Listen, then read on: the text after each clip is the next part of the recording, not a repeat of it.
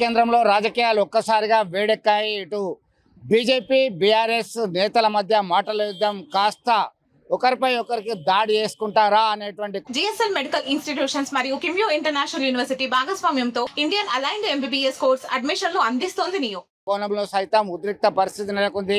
ప్రస్తుతం మనం చూస్తున్నాం ఈ area corporator Bharatiya Janata party నేత బండారి వేణు వీడియో రిలీజ్ చేయడం జరిగింది. ఆ వీడియో రిలీజ్ చేసినటువంటి నేపథ్యంలో దాన్ని ప్రధానంగా మాజీ మంత్రి బీఆర్ఎస్ నేత కరీంనగర్ ఎమ్మెల్యే గంగుల కమలాకర్ని ఉద్దేశించి చేసినటువంటి వీడియోతో ఒక్కసారిగా బీఆర్ఎస్ శ్రేణులు కార్యకర్తలు వేణు పైన దాడి చేయడానికి సిద్ధమైనటువంటి నేపథ్యంలో పోలీసు యంత్రాంగం అంతా కూడా బారికాడ్లు ఏర్పాటు చేసి శాంతి భద్రతల పరిరక్షణకి చర్యలు తీసుకుంటున్నటువంటి పరిస్థితి మనం ప్రత్యక్షంగా చూస్తున్నాం. ఇక్కడ దానికి సంబంధించి నన్ను ఎందుకు వారు కామెంట్ చేయడం జరిగింది, గంగుల అంశాలతో ముందుగా కామెంట్ చేయించి పోస్టర్లు వేయించారు, దానికి సోషల్ మీడియాలో వైరల్ చేసిండ్రు.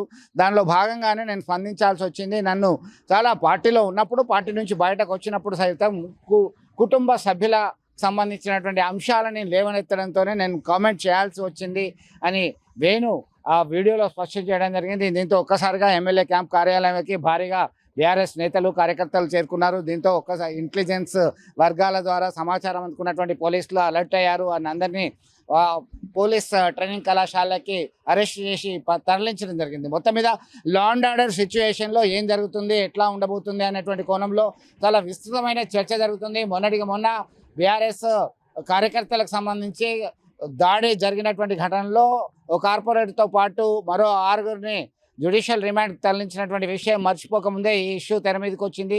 దీనిలో భాగంగా తరచూ ఇటీవల కాలంలో గొడవలు జరుగుతూనే ఉన్నాయి. మొన్నటికి మొన్న కౌశిక్ రెడ్డి ఇష్యూ కావచ్చు, కౌశిక్ రెడ్డి మీడియా సమావేశం నిర్వహిస్తున్నప్పుడు భారతీయ జనతా పార్టీ కార్యకర్తలు నేతలు ఆ క్యాంప్ కార్యాలయం మీద దాడి చేయడము, ఆ ఇష్యూకి సంబంధించి సీక్వెన్సెస్ పరంపర కొనసాగుతూనే ఉంది అని చెప్పడంలో సందేహం లేదు. దీనిలో భాగంగా ఇప్పటికైనా కానీ డెమోక్రటిక్ సిస్టంలో పొలిటికల్ పార్టీ నేతలు ఆరోపణలు ప్రత్యారోపణలు చేసుకోవడం చాలా సహజం. అయితే వ్యక్తిగత విషయాలు, వ్యక్తిగత అంశాలని తీసుకురావడంతోనే ఈ గొడవ కాస్త ఘర్షణ వాతావరణంతో ఉద్రిక్త పరిస్థితి నెలకొంటుందని చెప్పొచ్చు. సంయమనం పాటిస్తూ ఒక ఆహ్లాదకరమైనటువంటి వాతావరణం ఉంటే మంచిదని స్థానికులు కోరుకుంటున్నటువంటి పరిస్థితి. మొత్తం మీద ఈ ఉద్రిక్త పరిస్థితి చల్లారంటే మరికొన్ని రోజులు వేచి చూడాల్సిందే. విడుదల సుమంత్తో కలిసి చంద్రశేఖర్, RTV, కరీంనగర్ నుండి.